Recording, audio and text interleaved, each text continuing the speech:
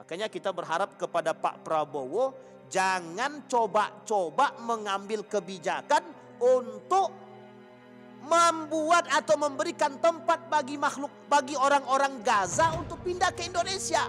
Ini bukan persoalan mereka mau pindah atau tidak. Mereka menjaga tanah sakral.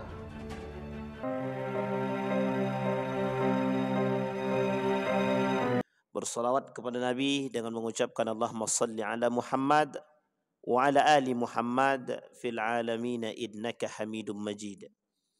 Ya ayuhan nasu taqu rabbakum alladhi khalaqakum min nafsin wahidah wa khalaqa minha zawjaha wa batha minhuma rijalan katsiran wa nisaa wattaqullaha alladhi tasaaluna bihi wal arham innallaha kana 'alaikum raqibah.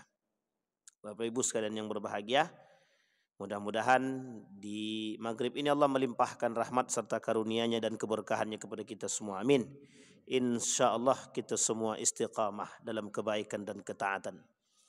Berkata baginda Nabi Muhammad sallallahu alaihi wasallam fi hadithihi, dalam satu hadis kata Nabi begini, man kanat lahu mazlamatun li akhihi falyatahallalhu minha. Kata Nabi, barang siapa yang merasa punya dosa sama kawan-kawan dia, sahabat dia atau sesama manusia, falyatahallalhu minha. Kata Nabi, mintalah kehalalan daripada mereka agar ibadah kita ini diterima oleh Allah. Oleh karena itu saya sampaikan mohon maaf lahir dan batin Bapak Ibu semua. Itu dia. Jadi dibuka dengan hadis biar agak tenang sedikit. Siapa tahu ada yang kemarin sakit hati bisa aman sekarang insyaallah, mudah-mudahan. Karena kata Nabi hadis ini masih koma. Kalau dilanjutkan hadisnya gini, kata Nabi hadisnya gitu. Kalau seandainya orang tersebut punya masalah, punya cacat terhadap orang lain atau menzalimi orang lain dan tidak minta maaf kepada orang tersebut, kata Nabi, Allah ambil pahala orang yang menzalimi tadi diberikan kepada orang yang dizalimi. Kemudian Nabi sampaikan, fa in lam yakun min hasanatihi, kalau ternyata orang yang menzalimi ini tidak ada kebaikan yang dia miliki, fa ukhidat sayyi'atuhu faturiha alaih, diambil kejelekan orang yang dizolimi tadi, maka diberikan kepada orang yang menzolimi tadi. Nah, ini dia, makanya jadi manusia bangkrut awak. Jadi kalau satu orang aman awak, masih bisa kita datang Pak tadi minta maaf, selesai satu orang. Tapi kalau 10 orang, nah ini kan masalah. Kalau seandainya 10 orang bersaksi, ya Allah si Ridwan pernah menzolimi kami gitu. Itu na'udzubillah min dzalik. Nah, jadi Bapak Ibu sekalian yang berbahagia, mudah-mudahan dengan adanya saling memaafkan, insyaallah falyatahallalhu minha, kata Nabi, saling memberikan maaf antara satu dengan yang lain, biar kita sama-sama kembali kepada yang baik insyaallah. Nah, itulah tujuannya kenapa yang disebut dengan halal bihalal itu. Falyatahallalhu min, kata Nabi, agar mereka saling meminta antara satu dengan yang lain kehalalan atas perbuatan yang pernah mereka buat. Artinya minta maaf kalau ada salah. Kalau tak ada salah, alhamdulillah. Baik, malam hari ini Bapak Ibu saya ingin mengangkat satu hadis dari baginda Nabi Muhammad sallallahu alaihi wasallam.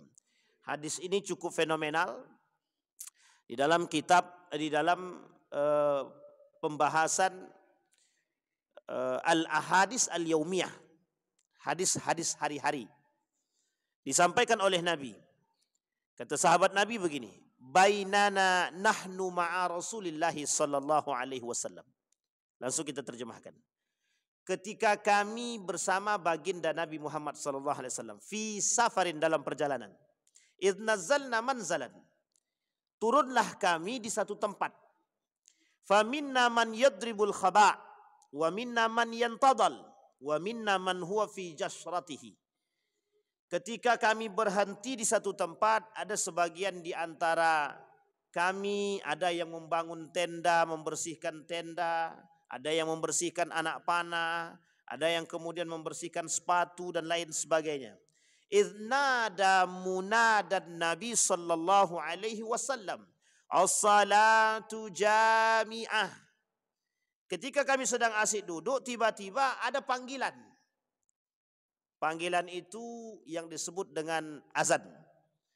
Tapi di sini Nabi tidak menggunakan kalimat azan. As-salatu jami'ah. Ada panggilan, yuk salat berjamaah, kata Nabi. Fajtama'na faqama Nabi sallallahu alaihi wasallam fa khatabana faqala. Kemudian kami berkumpullah bersama Nabi. Kemudian Nabi berdiri dan menyampaikan beberapa perkataan kepada kami. Faqala, in lam yakun nabiyyun qabli illa kana haqqan alaih an yadulla ummatahu ala an ya'lamahu khairan. Kata Nabi, tidak ada nabi sebelumku kecuali mereka menyampaikan kebenaran yang mereka ketahui dan mereka mengajak umatnya untuk melakukan kepada kebaikan. Wa yunzirahum ma ya'lamuhu syarran lahum, dan menyampaikan kepada mereka ini loh hal yang buruk dan mengajak kepada mereka meninggalkan keburukan tersebut. Wa inna ummatakum hadhihi ju'ilat afiyatuha fi awwaliha. Kata Nabi, kelak umatku atau setelahku, kata Nabi, umat-umat yang datang pada masaku dan setelahku, kata Nabi, mereka umat-umat pemula-pemula yang baik-baik. Wa inna akhiraha sayusibahum bala'un umur. Kata Nabi, tapi setelah itu mereka akan terkena musibah. Jadi yang disebut oleh Nabi, ada golongan-golongan yang selamat, golongan-golongan yang baik, awaluha, pertama-pertama saja. Kalau kita rangkum dalam hadis yang lain, kata Nabi, khairu qarnin qarni, sebaik-baiknya masa saya, kata Nabi, pada masaku, kata Nabi. Pada masa sahabat, Nabi, thumma yalih, setelahnya sahabat, thumma yalih, setelahnya tabi'in, thumma ba'daha, kemudian tabi'in. Nah, ini masa-masa terbaik, Pak. Ini masa-masa terbaik. Orang-orang generasi-generasi terbaik. Nabi, pada masa Nabi ada sahabat, ada tabi'in, ada tabi'in. Bukan berarti setelah itu tidak baik. Ada baik, cuman bercampur dengan bala. Apa kata Nabi? Mereka yusibuhum bala'un wa umurun yungkirunaha. Kemudian ada persoalan-persoalan yang memang ada sebagian mereka ingkari dan sebagian lagi mereka hadapi.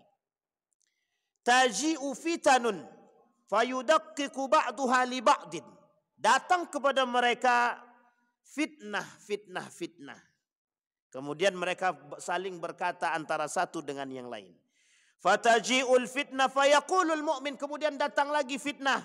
Kemudian orang-orang beriman berkata, hadhihi muhlikati.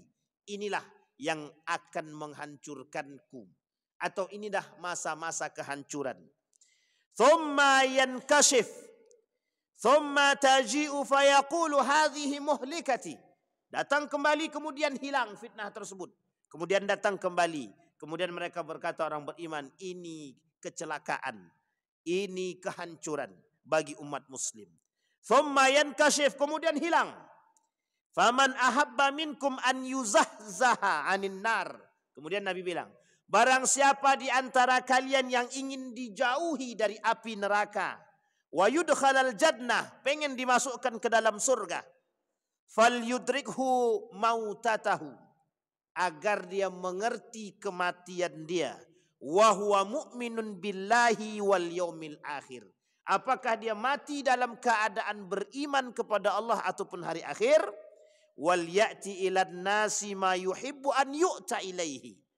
Kemudian wa man baya'a imaman fa'atahu safqata yadihi wa samrata qalbihi falyu'tihi mastata'a fa in jaa'a ahadun yunazi'u fadribu raqbatal akhar wa dzakara al hadis. Kata Nabi, kemudian hilang. Barang siapa yang ingin selamat, maka mereka berimanlah kepada Allah dan hari akhir. Maka akan datang pada satu masa kepada kalian, manusia-manusia yang mencintai kalian mengajak kepada kebaikan, dan ada manusia-manusia yang menjauh daripada kalian, bahkan ada manusia yang mengajak kepada kesesatan. Kemudian dilanjutkan oleh Nabi, man baya'a imaman, barang siapa yang berbaiat kepada seorang pemimpin, kalau pemimpin tersebut mengajak kepada kebaikan, falyuti', maka baginya untuk mentaatinya.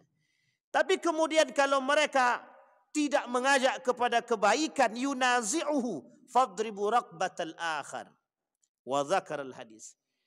Bapak Ibu sekalian yang berbahagia, jika orang atau pemimpin yang kita baiat tadi justru mengajak kepada kemungkaran, maka kalau bahasanya di sini, lawanlah kemungkaran tersebut.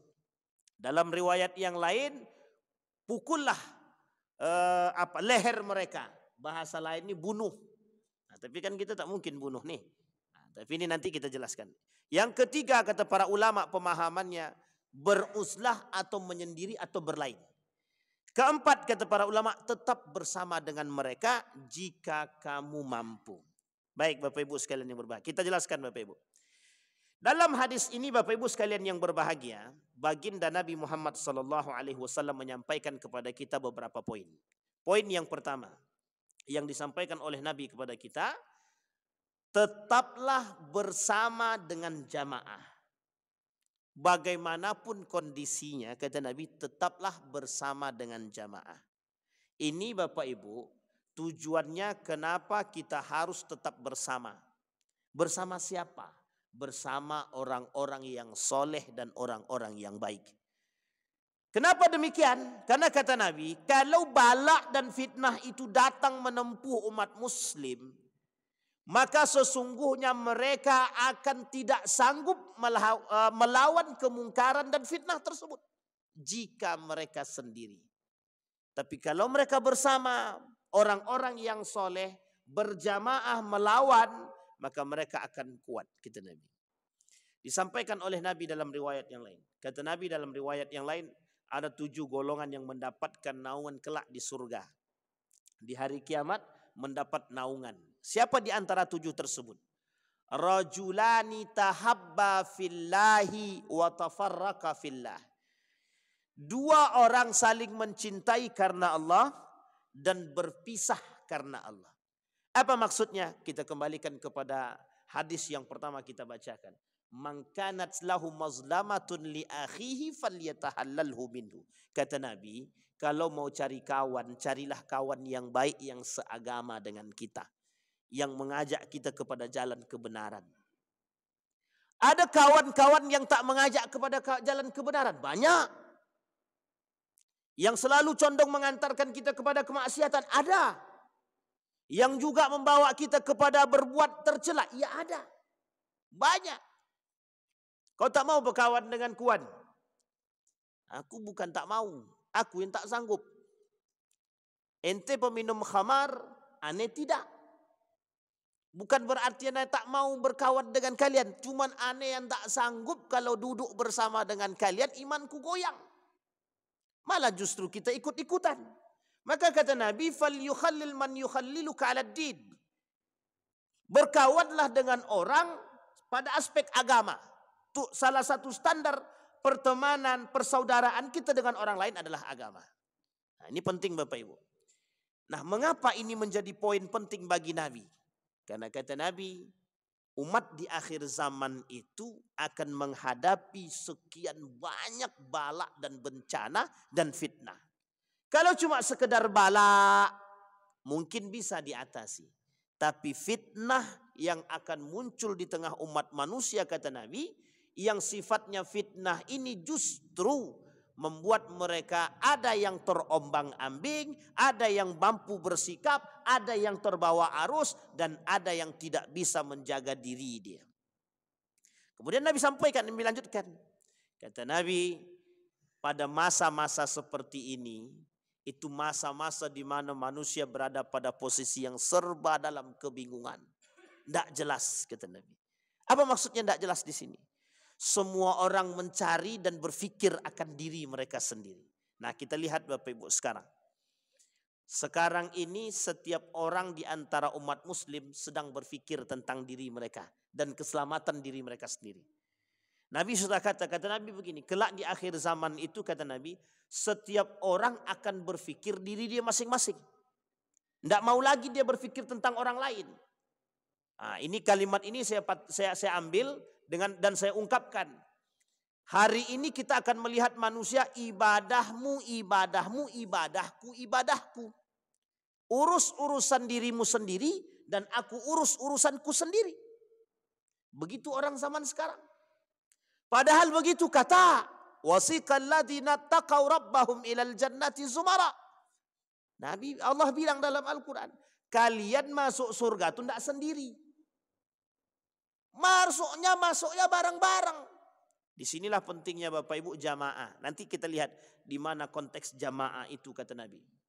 Yang disampaikan oleh Imam Samsuddin Az-Zahabi dalam kitabnya Al-Kabair tentang persoalan salat berjamaah.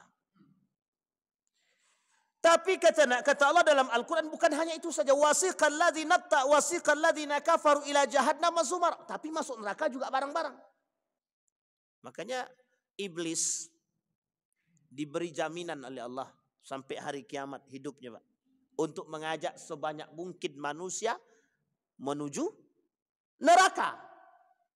Apa yang dikatakan oleh Imam Al-Ghazali dalam kitabnya Asnaful Maghrurin itu? Bahkan orang-orang yang tertipu itu ada dua golongan. Satu orang kafir, satu orang mukmin. Di antara orang mukmin itu ada 4 golongan. Satu ahli ibadah, yang kedua ahlul harta, orang yang cinta terhadap harta, yang kedua ulama, yang ketiga ulama, yang keempat ahlul mutasawwifin, orang-orang tasawuf. Keempat-empat ini disampaikan oleh siapa? Disampaikan oleh Imam Al-Ghazali, mereka adalah kelompok-kelompok yang kelak bisa tertipu. Ahli ibadah saja bisa tertipu, apalagi yang tak ahli ibadah. Maka disampaikan oleh Allah di dalam Al-Quran tadi, kenapa poin penting jamaah itu? Kata Imam Samsuddin Az-Zahabi dalam kitabnya Al-Kabair itu, merujuk atau mengutip daripada pemahaman betapa pentingnya solat berjamaah, kata Imam Asy-Syafi'i. Bahkan dihakimi oleh Imam Asy-Syafi'i solat berjamaah itu wajib bagi laki-laki. Hampir sampai pada tingkatnya wajib. Bukan lagi tidak wajib, wajib. Kata mazhab Imam Syafi'i sebagian besar. Jadi kata mazhab Imam Syafi'i, salat berjamaah itu, salat berjamaah ini di dalam hadisnya kan tak disebutkan berjamaah. Tapi di mana, di masjidkah atau di rumahkah? Oleh para ulama dijelaskan yang dimaksud dengan berjamaah di situ di masjid. Kenapa kok harus di masjid? Agar terjalin persatuan antara satu muslim dengan muslim yang lain. Agar terbangun persaudaraan antara satu muslim dengan muslim yang lain. Apakah cuma sampai di situ? Tidak. Apa manfaat daripada jamaah tadi? Saling mengenal situasi dan kondisi sesama muslim. Coba Bapak Ibu bayangkan, pernah enggak Bapak Ibu bertanya kepada teman kita yang sama sholatnya bareng dengan kita, apa masalah di rumah? Gimana makannya, cukup enggak? Atau ada orang-orang yang tak mampu enggak di sekitar kita?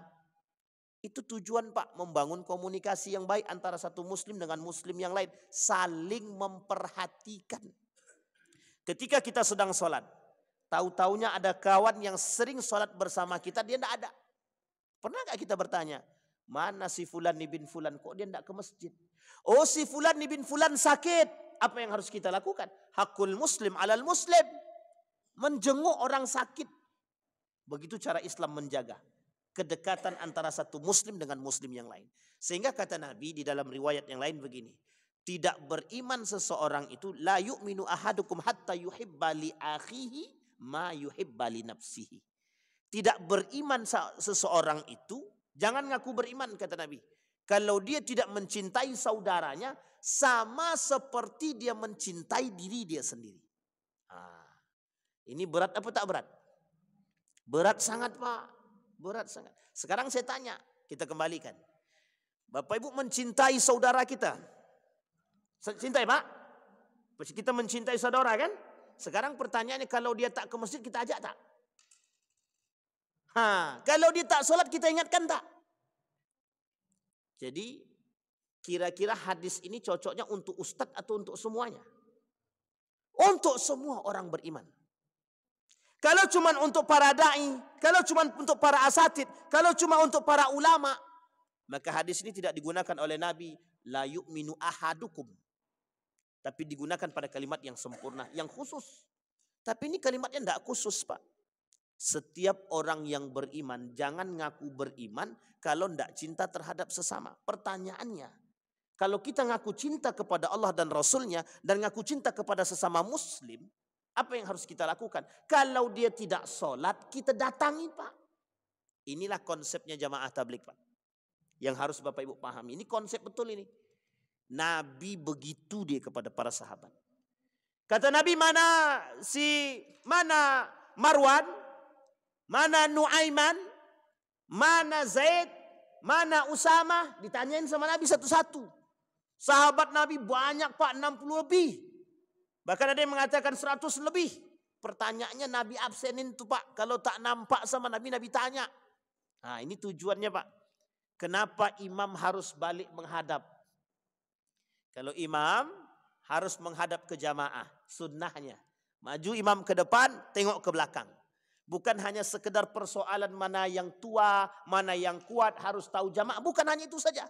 Bisa jadi ada jamaah yang pernah kita temui di sini dan sering dan kenal, tapi kok tidak ada dia. Untuk kita tahu. Maka jangan sampai imam tak kenal jamaah, ini susah juga nih. Kalau bisa imam kenal dengan jamaah. Oh, si fulan bin fulan tidak nampak. Selesai sholat tanyakan. Mana yang rumah dekat dengan ini. Itu yang dilakukan Nabi. Iya, setiap selesai sholat Nabi tanya kepada para sahabat. Mana fulan ibn fulan. Satu ketika Abu Bakar sakit. Tidak sholat. Karena Nabi tahu Abu Bakar pasti berada di belakang Nabi. Satu ketika Marwan tidak sholat. Nabi tahu Marwan tidak jauh dari barisan Nabi. Satu ketika Zaid tidak berjamaah. Nabi tahu. Nabi tanya, mana Zaid? Mana Usamah? Sampai Nabi tanya begitu. Bahkan Nabi mencari tahu. Disampaikan oleh para sahabat. Si fulan bin fulan ya Rasulullah sakit. Apa yang dilakukan oleh Nabi? Yuk kita sama-sama turun. Pergi ke rumah tersebut. Yuhibba li akhihi. Mencintai saudara deh. Di sini yang disebut oleh Nabi dalam hadisnya. Rajulani tahabba fillah. Mencintai atau saling mencintai karena Allah. Jadi jangan ngaku beriman kalau kita masih bisa hidup aman sementara saudara kita di Palestina tersiksa. Nah, di sini poin penting, Pak. Poin penting. Apa poin yang lain? Kalau kita masih mengaku beriman, kita pasti sedih dan sangat merasa marah, merasa kecewa, sakit hati ketika melihat saudara-saudara kita yang ada di Palestina dibombardir. Sekarang pertanyaannya, di mana basis kekuatan kaum-kaum Israel? Pada ekonomi. Nah, ini saya kasih runut sedikit Bapak Ibu sejarah. Theodor Herzl, seorang pemuka Yahudi pada masa Sultan Abdul Hamid II, datang ke hadapan Sultan Abdul Hamid. Di hadapan Abdul Hamid. Apa kata Theodor kepada Sultan Abdul Hamid? Sultan, berikan kami tanah sepetak saja agar kami orang-orang Yahudi Israel ini bisa menempati tempat di Palestina. Itu permintaan Theodor Herzl, seorang Yahudi Jerman yang datang ke hadapan Sultan Abdul Hamid II pada masa Daulah Utsmani atau Turki Utsmani. Apa kata Sultan Abdul Hamid? Walaupun taruhannya harga diriku dan nyawaku tidak akan kukasihkan kepadamu meskipun hanya sedikit. Apa jawaban Theodor Herzl? Kami punya harta uang yang banyak. Kita bisa bekerja sama dan kami akan membebaskan hutang-hutang Turki Utsmani kepada negara-negara yang ada. Kata Theodor Herzl, pemimpin Yahudi itu. Apa jawaban daripada Sultan Abdul Hamid? Kami tidak akan berkongsi dan bersekutu kepada pengkhianat seperti kalian yang menurunkan sifat karakter nenek moyang kalian. Merah padam Pak muka Theodor Herzl itu. Orang Yahudi Israel ini punya duit. Apa kata mereka? Cara kami untuk menguasai dunia bukan dengan yang lain, tapi kami kuasai ekonomi. Kalau kita hari ini pahamnya bahwa Yahudi itu ini urusan politik, salah. Urusan Yahudi ini ingin mengambil Palestina ini itu sudah dari dulu. Baginda Nabi Muhammad sallallahu alaihi wasallam pada masa Umar bin Al-Khattab, pada masa sahabat, pada masa tabi'in, pada masa tabi'in sampai pada masa Turki Utsmani sampai hari ini. Tujuan mereka mengambil. Apa yang dikatakan oleh Sultan Abdul Hamid? Hari ini kalian tempati sepetak tanah. Kalian cuma numpang. Besok semua orang yang ada di situ kalian gusur. Itu disampaikan oleh Sultan Abdul Hamid pada tahun 1700. Terjadi pada tahun 1926. Pindah orang-orang Yahudi tadi datang ke Palestina yang tadinya sudah diberikan tempat oleh Kemal Ataturk. Sedikit demi sedikit orang-orang Gaza, orang-orang Palestina mereka singkirkan. Makanya kita berharap kepada Pak Prabowo jangan coba-coba mengambil kebijakan untuk membuat atau memberikan tempat bagi orang-orang Gaza untuk pindah ke Indonesia. Ini bukan persoalan mereka mau pindah atau tidak. Mereka menjaga tanah sakral. Kembali kepada poin tadi. Nah, apa yang dilakukan oleh Yahudi? Menguasai ekonomi. Sekarang pertanyaannya, itu lumbung kekuasaan mereka dan kekuatan. Kalau kita masih membeli produk Israel, berarti kita masih membunuh kawan-kawan kita sendiri. Bahkan oleh ulama internasional muncul fatwa tentang jihad. Siapapun yang ingin berjihad silahkan. Fatwa internasional meskipun ditolak atau dibantah, bukan dibantah, direspon oleh dua negara, Saudi Arabia, begitu juga Mesir, untuk tidak melakukan. Tapi kata para ulama internasional yang lain, dalam pandangan Syekh Yusuf Al-Qardawi, boleh saja berjihad jika memang ini sudah mengancam betul. Karena ini persoalannya bukan lagi perang politik, tapi perang agama.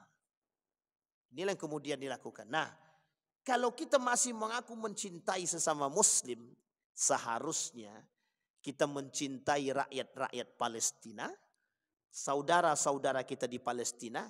Kita hari ini memboikot atau jihad ekonomi melawan produk-produk daripada Israel. Kuat apa tak kuat? Sanggup apa tak sanggup? Itu jihad ekonomi, Pak. Jihad ekonomi. Jihad ekonomi. Karena perang kita itu sekarang. Salah satu cara mereka mengumpulkan dana dari situ, Pak. Makanya banyak sekali produk-produk Israel itu yang sebagian daripada pendapatannya diberikan kepada Israel untuk membeli senjata, peralatan untuk membombardir saudara-saudara kita di Palestina.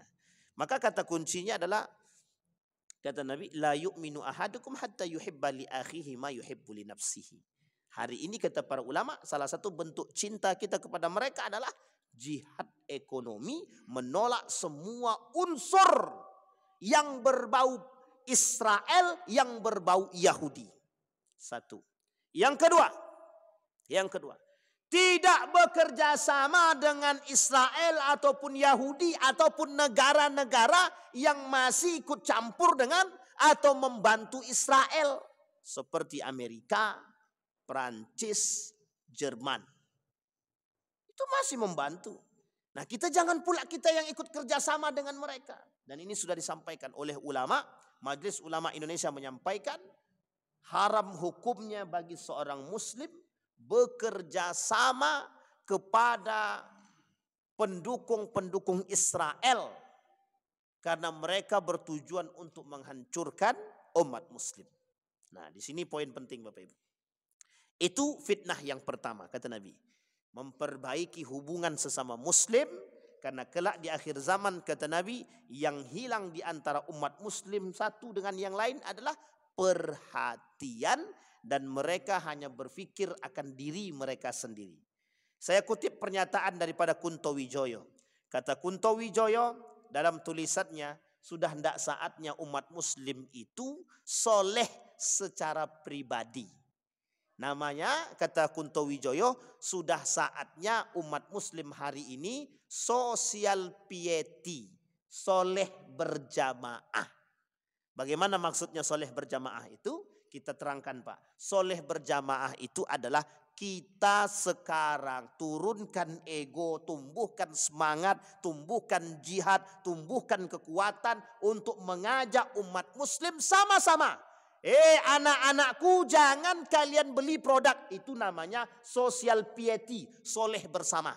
Hei umat muslim, yuk kita sholat ke masjid berjamaah. Namanya social piety. Hei umat muslim yang lain, yuk kita lihat tetangga kita yang miskin. Kita ulurkan tangan sama-sama. Namanya social piety.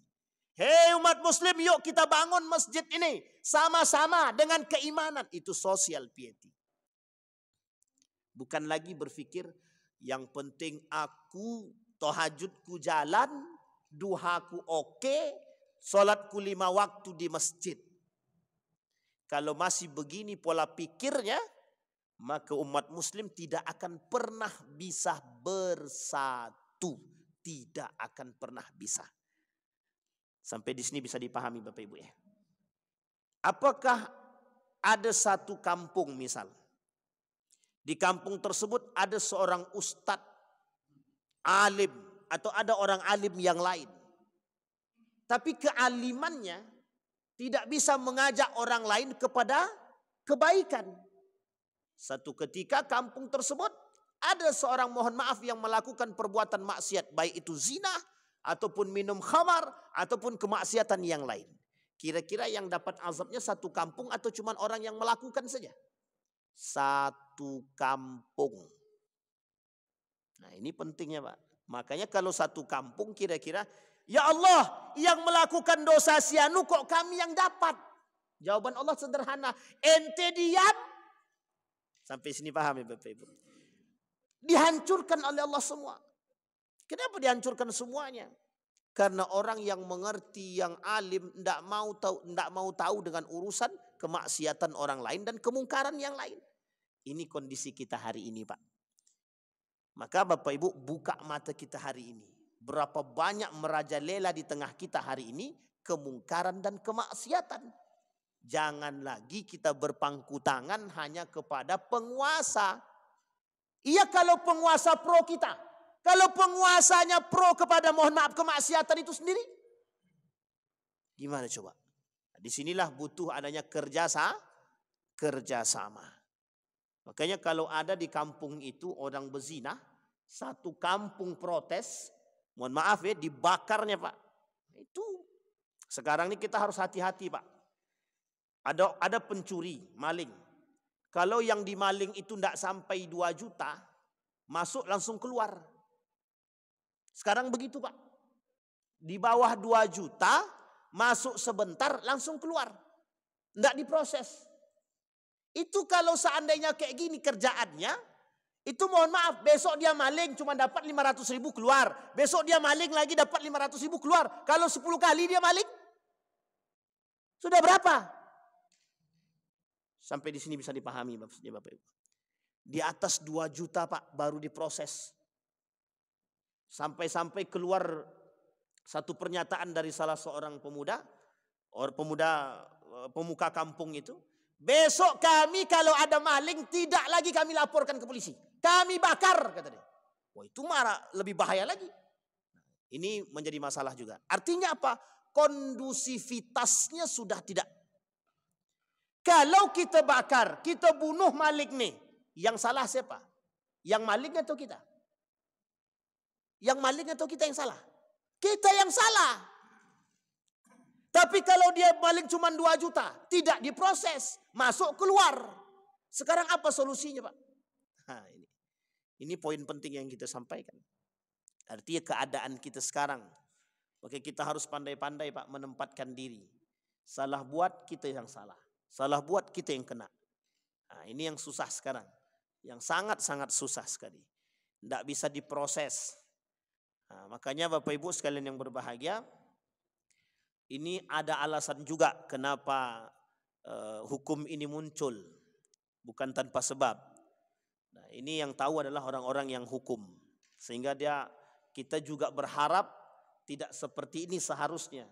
Ini juga melegalkan, bukan melegalkan sebenarnya, memberikan peluang kepada para pelaku-pelaku kemungkaran untuk tetap eksis melakukan perbuatan mereka. Mereka tak takut dengan hukuman Pak. Karena kalau cuma di bawah 2 juta, mereka maling, kemudian masuk, ditangkap, kemudian dia serahkan kepada, tidak diproses, kemudian dipulangkan.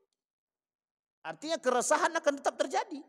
Keresahan akan tetap terjadi. Nah, kalau kita diam dengan keadaan seperti ini, berarti kita sedang mengaminkan kemungkaran-kemungkaran yang merajalela. Tapi kata Nabi tenang, memang begitu sunnahnya akhir zaman kata Nabi.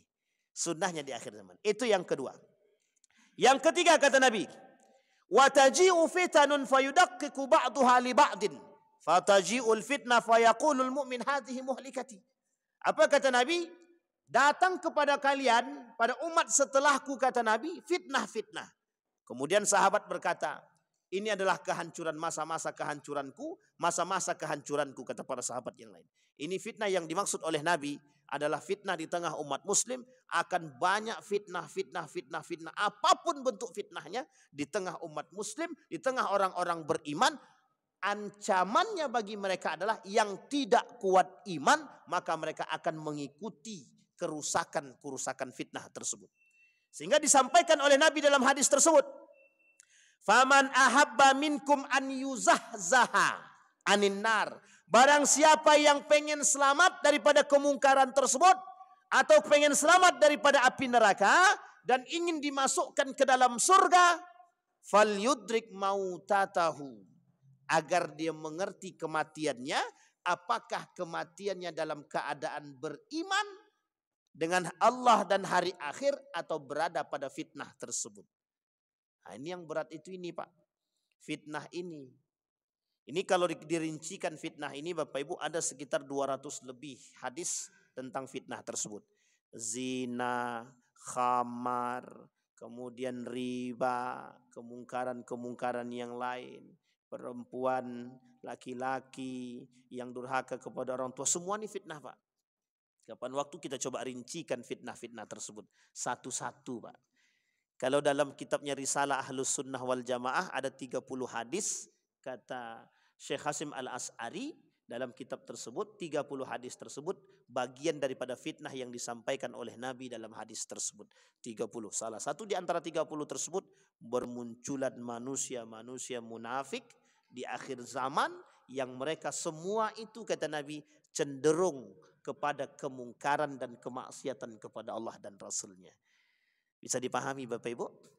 Nah, kondisi kita sekarang di akhir zaman ini kata Nabi seperti itu. Maka kata Nabi perkuat. Kalau kalian ingin selamat kata Nabi, mau dimasukkan ke dalam neraka, maka berimanlah kepada Allah dan hari akhir. Satu. Yang kedua kata Nabi, jika pengen selamat kata Nabi, kalau tidak kuat iman maka beruzlahlah. Kalau masih kuat iman kata Nabi yang ketiga, tetap bersama dengan jamaah. Tapi jangan ikut kesalahan mereka.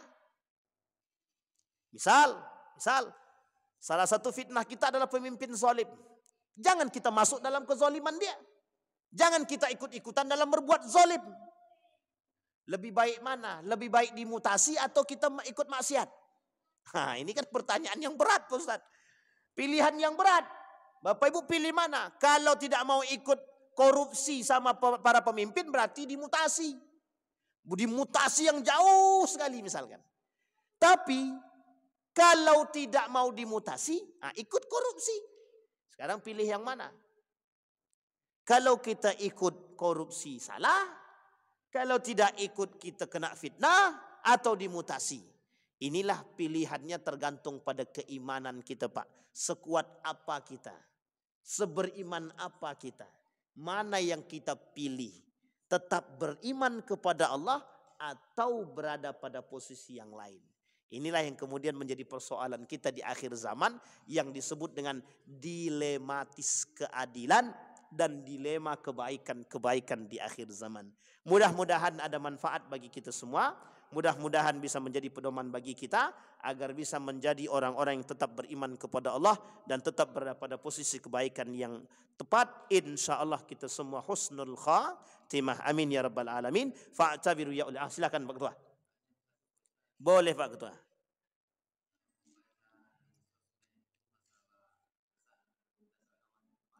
Masya Allah, itu dia, betul juga ya. Untung tak dikaji kemarin ini Ketua ya.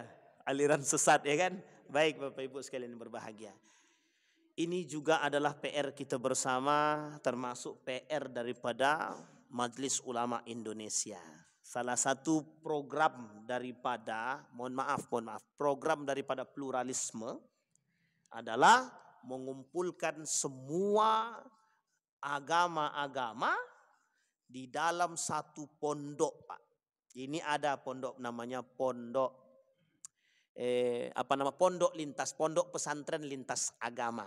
Diasuh satu ada pendetanya, ada kiainya, ada juga dari agama-agama yang lain.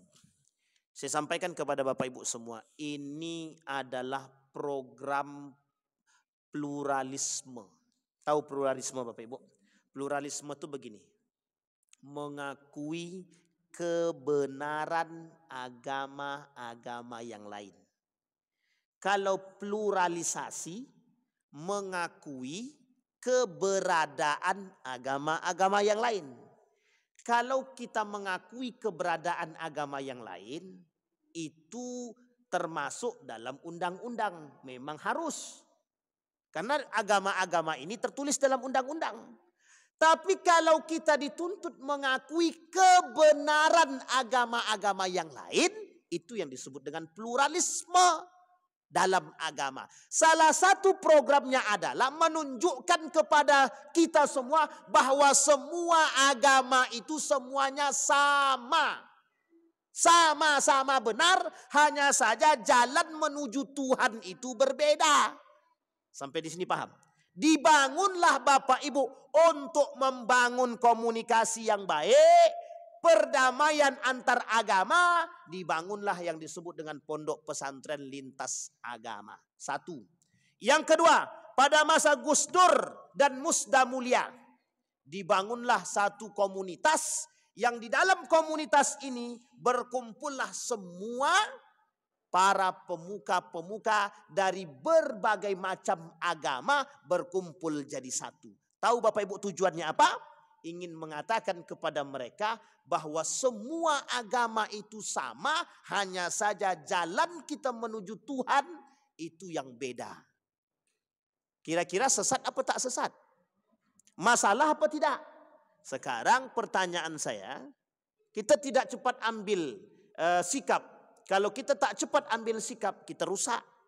Maka pesantren lintas agama ini Bapak Ibu, mohon maaf betul. Ini memang produk atau memang program daripada pluralisme agama. Kalau di dalam ini terjadi, mohon maaf, terjadi perdamaian, mereka akan katakan kepada dunia, perhatikan, wahai dunia, saksikan dengan baik. Di dalam pesantren ini kami semua agama berdamai. Dia tunjukkan kepada dunia. Pertanyaan saya adalah, betulkah ketika agama ini dikumpulkan bersama dalam kedamaian? Kita lihat. Kalau Islam yang pegang, bagaimana? Kalau Kristen yang pegang, bagaimana? Kalau Buddha yang pegang, bagaimana? Kalau Yahudi yang pegang, bagaimana? Kita lihat Pak. Kita rujuk saja kepada sejarah. Perhatikan sejarah kita. Semua negara yang berada dalam pegangan orang-orang yang bukan beragama Islam, apa yang terjadi? Umat Islam dihabisi Pak. Dihabisi. India. Siapa pemegang pertama Pak? Presidennya orang apa? Tokoh-tokohnya orang apa? Apa yang mereka lakukan terhadap umat muslim? Salat saja kita dihabisi Pak. Mana kata mereka perdamaian? Apa tujuannya pluralisme agama ini? Tujuan pluralisme agama ini satu saja. biar kita umat muslim ini ragu dengan kebenaran agama Islam. Sama Pak, pesantren, pondok pesantren lintas agama ingin menunjukkan kepada kita, hei orang-orang beriman, jangan beriman terlalu kolot. Anda itu berlebihan beragama. Wong kita biasa aja kok, kami saling mengucapkan selamat Natal dan lain sebagainya kok, biasa aja. Sampai di sini paham Bapak Ibu? Sehingga keluar dari situ kita akan berpikir, orang yang keluar itu ketika ada orang yang tidak mengucapkan selamat Natal, kata dia, Anda tidak bisa bertoleransi. Sedikit demi sedikit akidah kita dirusak sedikit demi sedikit. Sampai di sini bisa dipahami Bapak Ibu? Itu ketua ya. Jadi ini program ketua, sudah lama ini. Dulu pada masa Gus Dur dengan Musda Mulia, ada namanya Bapak Ibu boleh buka nanti di Google, namanya Musda Mulia. Sekarang sudah jadi profesor, dosen di salah satu universitas, Syarif Hidayatullah Jakarta, UIN Syarif Hidayatullah Jakarta. Beliau Pak pelopornya, dan perhatikan apa yang beliau sampaikan dalam program-program lintas agama itu, mempersatukan agama. Dan apa perkataan Musda Mulia dari sekian banyak pemahaman beliau itu, syarat masuk surga itu 3. Percaya kepada Tuhan, percaya kepada hari akhir, dan melakukan kebaikan. Jadi kalau Bapak tidak sholat, tidak apa-apa. Tidak zakat, tidak apa-apa. Tidak sholat, tidak apa-apa. Tidak puasa, tidak apa-apa. Tidak zakat, tidak apa-apa. Asal Bapak baik kepada orang. Apa kata mereka? Kami tidak butuh orang ahli agama. Kami butuh orang baik. Jadi baik Bapak kepada sesama manusia pasti masuk surga. Sehingga ditanyakan sama beliau, bagaimana kalau ada orang dia, muslim dia, tapi kok suka ngebom orang? Pertanyaan kayak gitu tuh pertanyaan jebakan Pak. Nah, insya Allah lain waktu kita bahas kalau masalah ini Pak ya. Panjang, ada pluralisme, liberalisme dan lain sebagainya. Insya Allah mudah-mudahan lain waktu kalau kita ditemukan kembali dengan izin Allah kita sampaikan. Fa'tabiru ya ulil absar la'allakum tuflihun. Assalamualaikum warahmatullahi wabarakatuh.